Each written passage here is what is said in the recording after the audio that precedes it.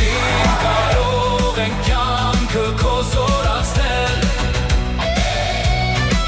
Միասին կարող ենք կյանքը քո ամրացնել Որ լեցվի լույսով լի մեր տունը Տարածվի արդար մեր անունը Հայաստան դաշինք, միասին կարող ենք Ընտրիր 17-ը, ընտրիր Հայաստանը Բարև ձեզ հարգելի հեռուստատողներ, ինչպես ասացի, այսօրվա ընթացքում մի քանի հրատապ եթեր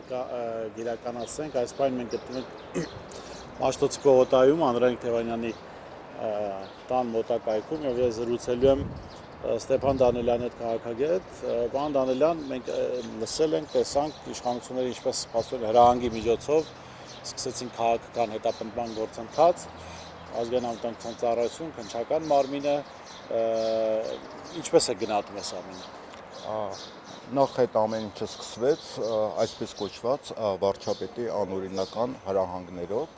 եւ առաջի անգամ չի, որ մենք նման հրահանգներ ենք լսում, հայտնի դեպքեր ասֆալտին պարկասվել եւ այլն եւ ինքը ուղղորդում է իրավապահ համակարգին ձեռբակալություններ իրականացնելու համար։ Հիմա պարոն Թևանյանին մեղադրում են օտարերկրյա լրտես լինելու մեջ, այս պահին մոտ 40-ից ավել Բարգավաճ Հայաստանի գրասենյակներն են հետախուզման մեջ, ձեռբակալություններ են գնում, սա այն է, ինչ հիմա կատարվում է։ Հիմա ես ուզում եմ խոսել մի կարևոր բանի մասին, որի մասին լրատվամիջոցները չեն խոսում։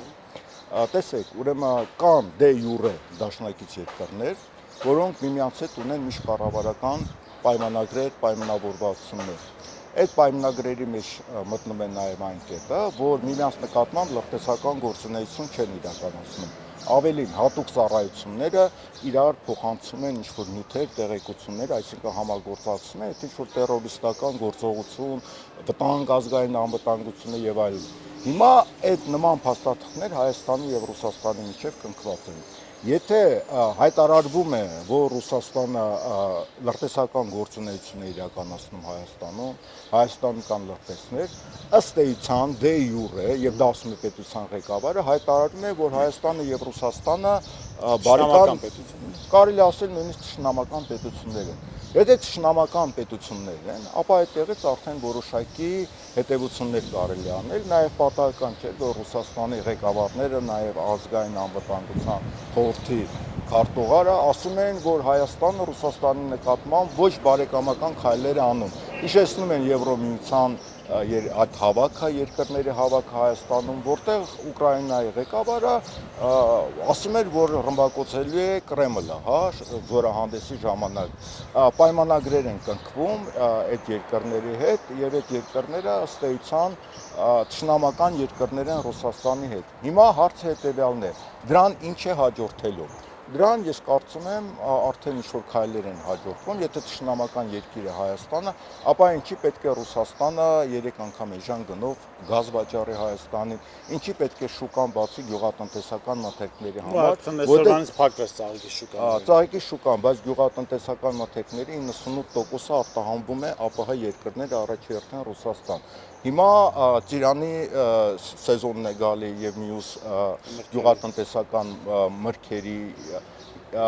այսինքն սրան հետևելու են լուրջ քայլեր, որի հետևանքով Հայաստան տնտեսական կոլապսի առաջ է կանգնելու, որպես հետևանք բնակչությունն է արտագաղթելու, մութ ու ցրտի տարիներն են վերադառնալու եւ այլն եւ այլն։ Այսինքն այդ ամենը նրա հետևանքն է, որ Հայաստանում կա մի անձնավորություն, որը ցանկացած գնով ուզում է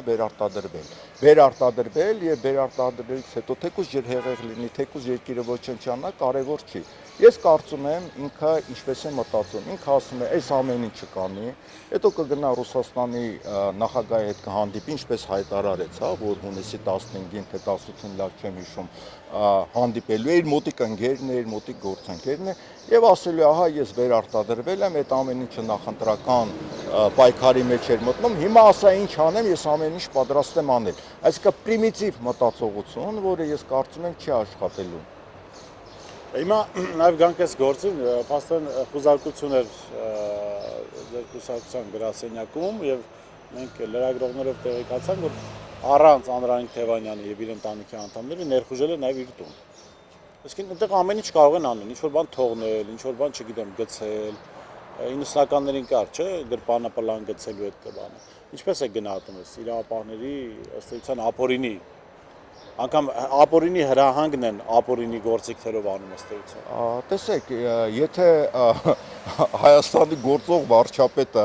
իրավապահ համակարգին հրահանգներ է տալի, երբ որ բոլորին լրտես է հայտարարում, հա, եւ Սամվել Կարապետյանին եւ իր թիմակիցներին եւ Գագիկ Ծառուկյանին, հիմա Անդրանիկ Թևանյանի նկատմամբ գործ է բացվել եւ այլն, այսինքն որևէ պրոցեդուրա եւ որևէ իրավական օրենսդրություն պահպանված չի։ Եվ թեկուզ հիշենք այդ դատարանների շրջափակումը, հիշենք, երբ որ ինքը հրահանգ էր տալի ոստիկաններին մարդկանց ասֆալտի վրա պարկասներ եւ 2 ժամից նկարները գցել սոցիալական ցանցեր։ Այս ամեն ինչը ցույց է տալի, որ այս նման անօրինականությունների վրա արդեն զարմանալ պետք է չի։ Մենք պետք է ֆիքսենք, որ մենք անօրինական, բռնատիրական երկրում ենք արդեն ապրում։ Եվ կան ցավոք սրտի մեր բարեկամ երկրներ Եվրոպական միությունում, որոնք եվրոպական արժեքներ են մեզ սովորեցնում, եւ իրենք աչք են փակում այն ամեն ինչի վրա, ինչ որ կատարվում է եւ հայտարարում են Հայաստանը ժողովրդավարական երկիր է։ Սա վտանգ ինչի մեջ է, որովհետեւ Հայաստանի հասարակության մեջ կան բավականին շատ մարդիկ, որոնք ուզում են, որ Հայաստանը լինի ժողովրդավարական երկիր, որոնք օրինակ են ուզում վերցնել Եվրոպական միությունից եւ տեսնում են այս երկերեսանի պահվածքը։ Դա ջարդում է այն մարդկանց մոտ են պատկերացումները, որոնք կար դեմոկրատիայի, Եվրոպական միության հանդեպ եւ այս գործող վարչապետներ չի ասում, որ մենք ուզում ենք կարևոր չի Եվրոմիության անդամ կդառնանք, թե չէ, կարևորը մենք մեր երկրի ներսում դեմոկրատիա կառուցենք, հիմա կառուցում ենք։ Հասկանալի է, շնորհակալ եմ պարոն Դանիելյան, ես շեշտեմ զրուցում էի քաղաքագետ Ստեփան Դանիելյանի հետ, շեշտեմ, որ քննարկման թեման Անդրանիկ Թևանյանի նկատմամբ ընթացող այս ապօրինի գործընթացն է, որը սկսվեց Վանաձորում Նիկոլ Փաշինյանի հրապարակային հրահանգից հետո։ Լավ մնացեք, կհանդիպենք։ Հետևիր սրտիդ ձայնին, այն քեզ ուզում է տանել անհայտ հեռուներ, վայելիր աշխարհի չքնաղ քաղաքներն ու արևոտ լողափերը նոր զգացողություններով, նոր համերով։ 2026-ը թող լինի հույսերի, մոտիվացիայի, նպատակների իրագործման տարի։ Եվ հիշեք, ամեն ինչ սկսվում է մեկ որոշումից։ Նոր տարին գալիս է նոր հնարավորություններով ու արկածներով։ Քո հաջորդ արկածը մեկ թռիչքի հեռավորության վրա է։ Travel with M 095 89 20 48